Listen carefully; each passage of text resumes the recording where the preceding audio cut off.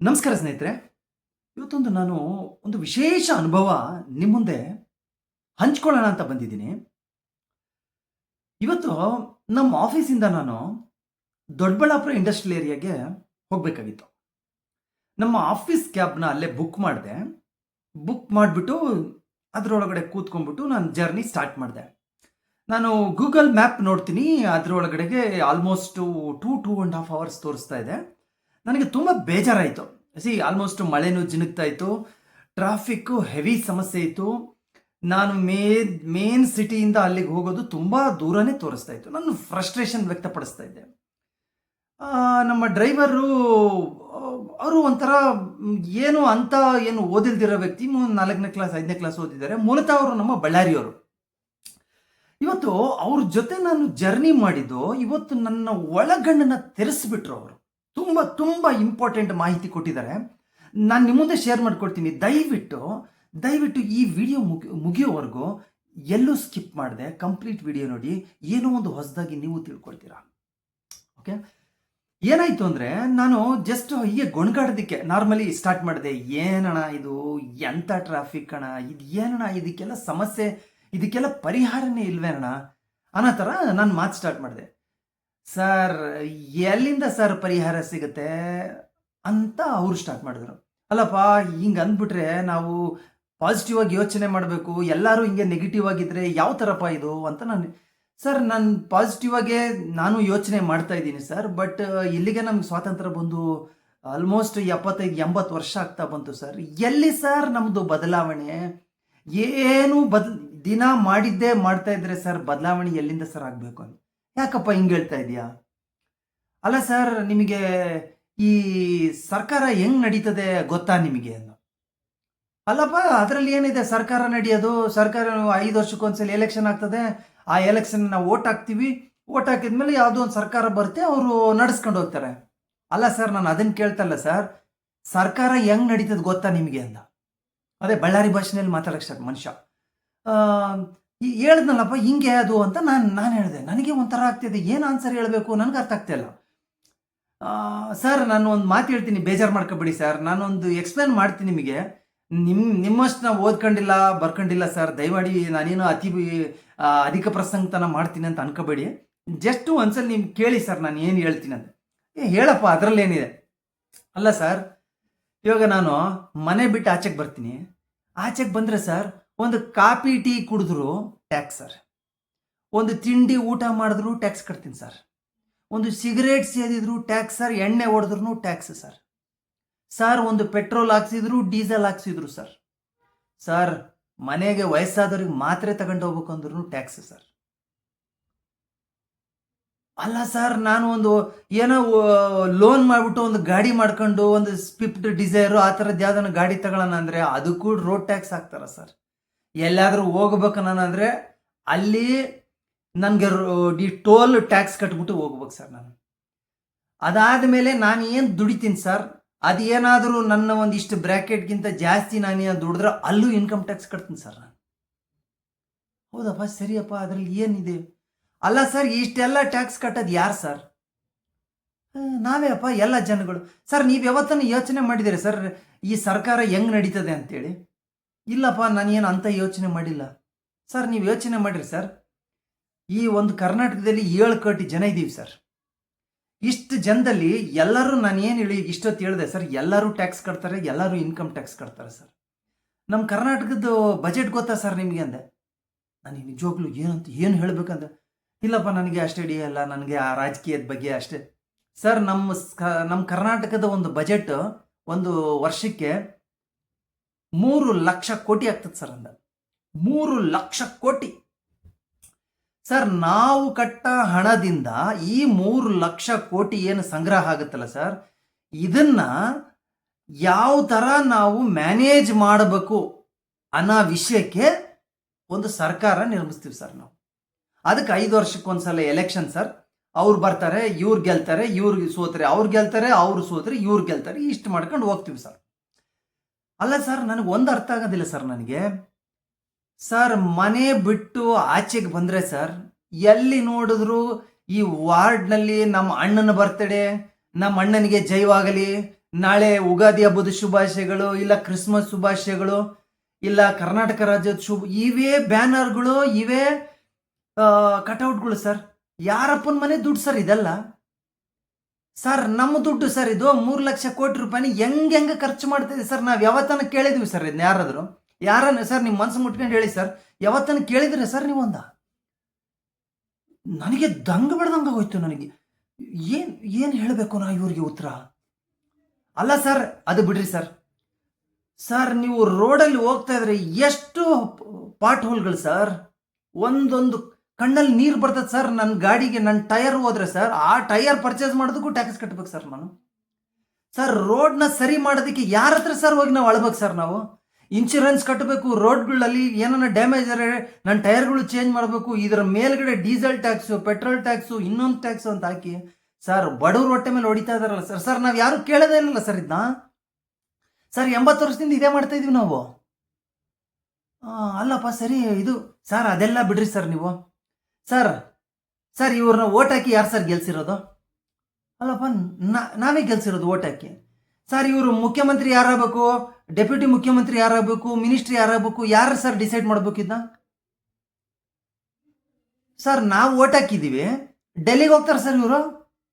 ಡೆಲ್ಲಿಗೆ ಹೋಗ್ಬಿಟ್ಟು ಅದು ಎಂಥದ್ದು ಹೈಕಮಾಂಡ್ ಅಂತೆ, ಹೈಕಮಾಂಡು ಇವ್ರನ್ನ ತಾತೈ ತಕತೈ ಕುಣಿಸ್ತಾರೆ ಸರ್. ಸರ್ ಓಟ್ ಹಾಕೋದಕ್ಕೆ ಕನ್ನಡಿಗರು ಬೇಕು, ಕುಣಿಸೋದಿಕ್ಕೆ ಅಲ್ಲಿ ಯಾರ ಕನ್ನಡ ಗಾಳಿ ಗಂಧ ಗೊತ್ತಿಲ್ದಿರೋರು ಕುಣಿಸೋದಿಕ್ಕೆ ಬೇಕು ಸರ್. ಇದು ಎಂಥ ನ್ಯಾಯ ಸರ್? ನಾವು ಯಾವತ್ತಾದ್ರೂ ಇದನ್ನ ನಾವು ಯಾರಾದರೂ ಪ್ರಶ್ನೆ ಮಾಡಿದೀವಿ ಸರ್ ನಾವು?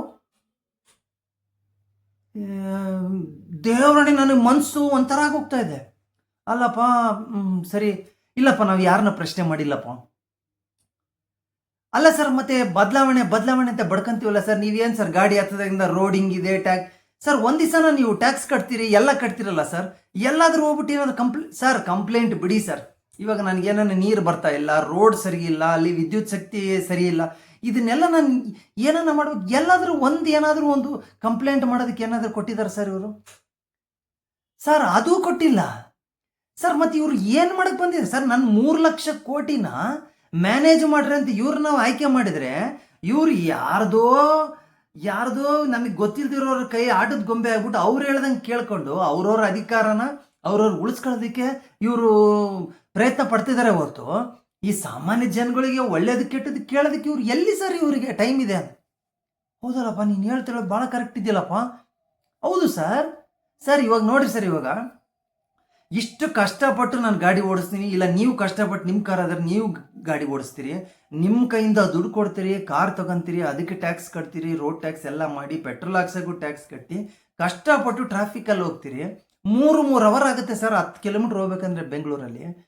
ಸರ್ ಅದ್ಯಾವುದು PM CM ಮಿನಿಸ್ಟ್ರ್ ಬಂದ್ಬಿಟ್ರೆ ನಮ್ಮನ್ನೆಲ್ಲ ಸೈಡಿಗೆ ಹಾಕ್ಬಿಟ್ಟು ಅವ್ರಿಗೆ 0 ಟ್ರಾಫಿಕ್ ಮಾಡ್ತಾರಲ್ಲ ಸರ್. ಸರ್ ನಿಜವಾದ ದುಡ್ಡು ನಮ್ಮದು ಸರ್, ಆದರೆ 0 ಟ್ರಾಫಿಕ್ ಯಾರಿಗೆ ಸರ್ ಇಲ್ಲಿ? ಸರ್ ಯಾವತ್ತಾನ ಇದು ಯಾರು ಕೇಳಿರಿ ಸರ್ ನೀವು? ಸರ್ ನೀವೆಲ್ಲ ಓದ್ಕೊಂಡವ್ರು ಬರ್ಕೊಂಡ್ರು, ನಮ್ಮಂಥವ್ರೆಲ್ಲ ಏನೋ ಡ್ರೈವರ್ ಕೆಲಸ ಮಾಡ್ಕೊಂಡು ಇದ್ದೀವಿ ಸರ್. ಬಟ್ ನೀವು ಮನಸ್ಸು ಮುಟ್ಕೊಂಡು ಹೇಳಿ ಸರ್, ಯಾವತ್ತ ನೀನು ಕೇಳ್ಕೊಂಡಿರ ಸರ್? ಇಲ್ಲಪ್ಪ, ಕ್ಷಮಿಸ್ಬಿಡಪ್ಪ ದಯವಿಟ್ಟು. ನಾನು ಯಾರನ್ನ ಕೇಳಿಲ್ಲಪ್ಪ ನಾನು. ಅಲ್ಲ ಸರ್, ಮತ್ತೆ ಇವು ಉದ್ಧಾರ ಆಗು ದೇಶ ಅಂದರೆ ಹೆಂಗೆ ಸರ್ ಉದ್ಧಾರ ಆಗ್ತದೆ ದೇಶ? ಅಲ್ಲ ಸರ್, ಇನ್ನೊಂದು ನೀವು ಕೇಳ್ರಿ ಸರ್, ಅಲ್ಲಿ ಯಾವುದೋ ಪಾರ್ಕ್ ಮಾಡ್ತಾರ, ಪಾರ್ಕು ಇಲ್ಲ ಬಸ್ ಸ್ಟ್ಯಾಂಡ್ ಮಾಡ್ತಾರ, ದೊಡ್ಡದಾಗಿ ಇವ್ರು ಫೋಟೋ ಹಾಕೊಂಡ್ಬಿಡ್ತಾರೆ ಸರ್. ಏನು ಸರ್, ಇವ್ರ ಅಪ್ಪನ ಮನೆಯಿಂದ ತಂದು ದುಡ್ಡು ಕೊಟ್ಬಿಟ್ಟು ಇವರು ಆಸ್ತಿ ಖರ್ಚು ಮಾಡಿ ಏನಾದ್ರು ಕಟ್ಸಾರ ಸರ್ ಅದನ್ನ? ಸರ್ ನನ್ನ ದುಡ್ಡು ಸರ್, ನಾನು ಟ್ಯಾಕ್ಸ್ ಕಟ್ ಮಾಡೋ ದುಡ್ಡು ಇವ್ರು ಫೋಟೋ ಹಾಕೊಂಡ್ರೆ ಸರ್. ಸರ್ ನೀವು ಯಾವತ್ತನ್ನ ಇದು ಕ್ವಶನ್ ಕೇಳಿದ್ರಿ ಸರ್? ನೀವು ಪ್ರಶ್ನೆ ಮಾಡಿರಿ ಸರ್ ಯಾರನ್ನಾದ್ರೂ ಇದನ್ನ ಹೋಗಿ? ಸರ್ ನೀವೆಲ್ಲ ತಿಳಿದಿರೋರು ಸರ್, ಆನ್ಲೈನು ಅದೆಂಥದ್ದು ವಾಟ್ಸಪ್ಪು ಫೇಸ್ಬುಕ್ ಗೀಸ್ಬುಕ್ ಅಂಥದ್ರಲ್ಲೆಲ್ಲ ನೀವು ಫೋಟೋ ತೆಗೆದು ಹಾಕಬೇಕಲ್ಲ ಸರ್. ಸರ್ ನಿಮ್ಮಂಥವ್ರು ಯಾರನ್ನ ಕೇಳಲ್ಲ ಅಂದರೆ ನಮ್ಮಂಥ ಅಮಾಯಕರು ಬಡಪಾಯಿಗಳು ನಾವು ಹೆಂಗೆ ಸರ್? ಅಲ್ಲಪ್ಪ ನೀನೇನು ಅಮಾಯಕರು ಬಡಪಾಯಿಗಳು ಎಷ್ಟು ತಿಳ್ಕೊಂಡಿದ್ಯಪ್ಪ ವಿಷಯ, ನೀನು ತಿಳ್ಕೊಂಡು ಎಷ್ಟು ಸಲೀಸಾಗಿ ಹೇಳ್ಬಿಟ್ಟಲ್ಲಪ್ಪ ನೀನು ಅಂತ ನಾನು ಅವ್ರಿಗೆ ಹೇಳ್ತಾ ಇದ್ದೀನಿ.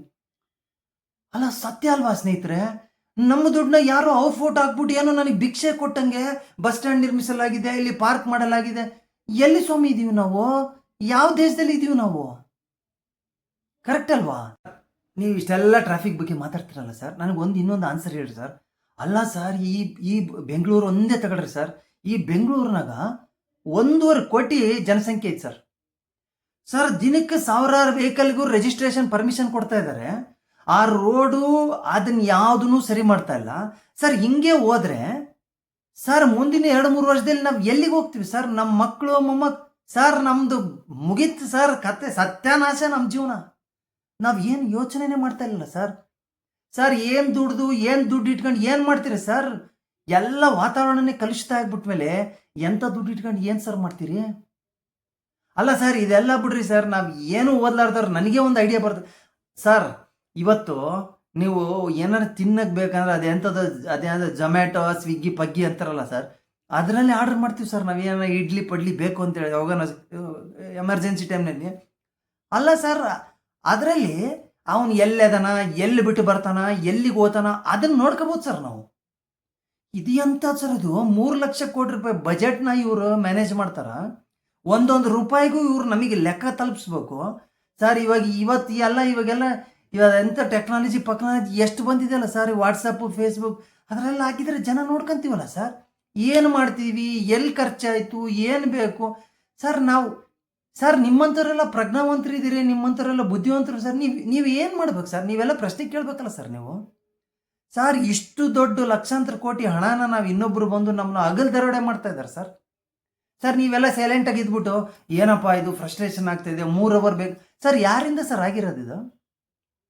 ಸರ್ ನಿಮ್ಮಂಥವ್ರಿಂದ ಆಗಿರೋದು ಸರ್. ನಾವು ಪ್ರಶ್ನೆ ಕೇಳೋದು ಎಲ್ಲಿವರೆಗೂ ಕಲಿಯಲ್ಲ ಸರ್, ನಾವು ಇದನ್ನು ಅನುಭವಿಸ್ತಾನೆ ಇರಬೇಕು. ಅಲ್ಲಪ್ಪ ಮತ್ತು ನಿನ್ನ ಪ್ರಕಾರ ಏನು ಮಾಡ್ಬೇಕಂತೆ ಸರ್? ನನ್ನ ಪ್ರಕಾರ ನನಗೆ ತಿಳಿದ ಮಟ್ಟಿಗೆ ಈ ದೇಶ ಉದ್ಧಾರ ಆಗ್ಬೇಕಾದ್ರೆ ಒಂದೇ ಒಂದು ಸರ್ ಸೊಲ್ಯೂಷನ್. ಏನಪ್ಪ ಅದು ಸರ್? ಉಪೇಂದ್ರ ಅವರು ಮಾಡಿರೋ ಪ್ರಜಾಕೀಯ ಸರ್. ಸರ್ ಅದು ಒಂದು ಏನಾದರೂ ಆಳ್ವಿಕೆಗೆ ಬಂತಂತ ಕಳಿ ಸರ್ ರಾಮರಾಜ್ಯ ಸರ್, ಸ್ವರ್ಗ ಸರ್ ಈ ಕರ್ನಾಟಕ. ಸರ್ ಅದು ಬರ್ಬೇಕಂದ್ರೆ ನಿಮ್ಮಂಥವ್ರು ನಮ್ಮಂಥವ್ರು ಹೆಜ್ಜೆಗೂ ಅದ್ರ ಬಗ್ಗೆ ನಾವು ಎಲ್ಲರಿಗೂ ಹೇಳ್ತಾ ಹೋಗ್ಬೋದು ಸರ್. ಅವಾಗ ನೋಡ್ರಿ ಸರ್, ಸ್ವರ್ಗ ಇದ್ದಂಗ್ರಿ ಸರ್. ನಮ್ಮೂರು, ನಮ್ಮ ಕರ್ನಾಟಕ ಪೂರ್ತಿ ಸ್ವರ್ಗ ಆಗುತ್ತೆ ಸರ್. ಸ್ನೇಹಿತರೆ, ನಿಜವಾಗ್ಲೂ ನನಗನ್ನಿಸ್ತು, ನಾವು ಅನ್ಕೊಂಡ್ಬಿಡ್ತೀವಿ ನಾವೇನೋ ಓದಿದ್ದೀವಿ, ನಾವು ಬುದ್ಧಿವಂತರು ಅದು ಇದು ಅಂತ. ಅಲ್ಲ ರೀ, ಒಬ್ಬ 4ನೇ ಕ್ಲಾಸ್ 5ನೇ ಕ್ಲಾಸ್ ಓದಿರೋ ಒಬ್ಬ ಮನುಷ್ಯ ಒಂದು ಸರ್ಕಾರ ಹೆಂಗೆ ನಡಿಬೇಕು ಅಂತ ಹೇಳ್ಬಿಟ್ಟು ಎಷ್ಟು ನೀಟಾಗಿ ಎಕ್ಸ್ಪ್ಲೇನ್ ಮಾಡಿದ್ರಲ್ಲ, ಎಷ್ಟು ಕಾಮನ್ ವರ್ಡ್ಸ್ ಯೂಸ್ ಮಾಡಿಬಿಟ್ಟು ಸಿಂಪಲ್ ಪದಗಳನ್ನ ಬಳಸ್ಬಿಟ್ಟು ನನಗೆ ಇವತ್ತು ಕಣ್ಣು ತೆರೆಸ್ಬಿಟ್ರು ಗುರು. ನಿಜವಾಗ್ಲೂ hats off to the driver. ತುಂಬ ತುಂಬ ತುಂಬ ಖುಷಿ ಆಯಿತು. ಈ ವಿಷಯ ನಿಮಗೆ ನಾನು ಶೇರ್ ಮಾಡಬೇಕಂತ ಅನ್ನಿಸ್ತು, ಮನಸ್ಸಿಂದ ನಿಮ್ಮ ಮುಂದೆ ಹೇಳ್ಕೊಳ್ತಾ ಇದ್ದೀನಿ. ದಯವಿಟ್ಟು ಸ್ನೇಹಿತರೆ, ನಾವು ಬದಲಾಗಲೇಬೇಕು ಸ್ನೇಹಿತರೆ. ದಯವಿಟ್ಟು ಹಿಂದೆ ರಿಯಲ್ ಪ್ರಜಾಕೀಯ ಆ್ಯಪ್ನ ಡೌನ್ಲೋಡ್ ಮಾಡಿ. ನನ್ನ ಕಳಕಳಿಯ ವಿನಂತಿನೇ, ದಯವಿಟ್ಟು the real Prajaakeeya app download ಮಾಡಿ. ಅದರಲ್ಲಿ ಯಾವ ಥರ SOP ಅಂದರೆ ಏನು, ಯಾವ ಥರ ನಾವು ರೈಟ್ ಟು ರೀಕಾಲ್ ಇದೆ, ನಾವು ಹೆಂಗೆ ಸೆಲೆಕ್ಷನ್ನು, ಕರೆಕ್ಷನ್ನು, ರಿಜೆಕ್ಷನ್ ಯಾವ ಥರ ಮಾಡ್ಬೋದು, ಅದ್ಭುತ ಸ್ನೇಹಿತರೆ, ಅದ್ಭುತ. ದಯವಿಟ್ಟು ಕೈ ಮುಗಿದು ಕೇಳ್ಕೊಳ್ತೀನಿ, ಇವತ್ತೇ ಪ್ರಜಾಕೀಯ ಆ್ಯಪ್ ಡೌನ್ಲೋಡ್ ಮಾಡಿಬಿಟ್ಟು ನನ್ನ ಕಮೆಂಟಲ್ಲಿ ಒಂದು ಕಮೆಂಟ್ ಮಾಡಿ, ನಾನು ಆ್ಯಪ್ ಡೌನ್ಲೋಡ್ ಮಾಡಿದ್ದೀನಿ ಗುರು ಅಂತೇಳ್ಬಿಟ್ಟು ಒಂದು ಮೆಸೇಜ್ ಹಾಕಿ. ತುಂಬ ತುಂಬ ತುಂಬ ಧನ್ಯವಾದಗಳು ಸ್ನೇಹಿತರೆ, ಇಷ್ಟೊತ್ತು ನನ್ನ ಸಹಿಸ್ಕೊಂಡಿದ್ದಕ್ಕೆ.